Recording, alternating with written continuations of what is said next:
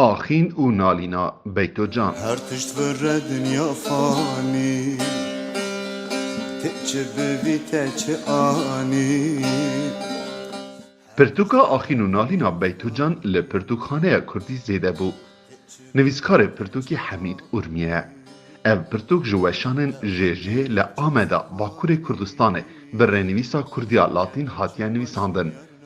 پرتوک جه چند بشان پیکته پیش گوتن، جیان نامه، سر به هاتی نیرینا کساتیان و سترانن کو جعالی هنرمند بیتو جان و هاتنه گوتن.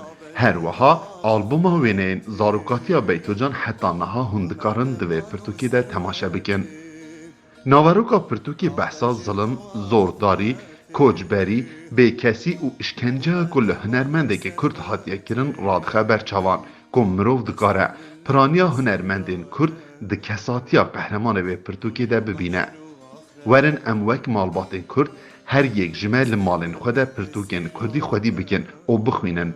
دا که خواندنا پرتوکین کردی جبو زاروکین ما ببه کلتور و بکه مالین ما همویان ده. جبو که هن بکارن خواه بگهینن و پرتوکه پیوندی بوان هشماران را چیکن.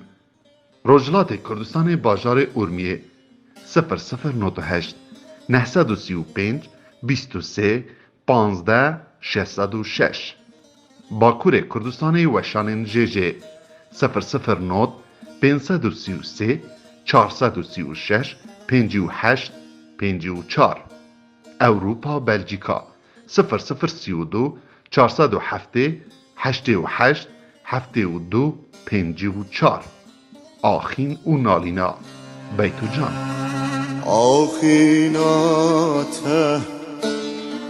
نالینا من عرض و عاسی مال کرشینه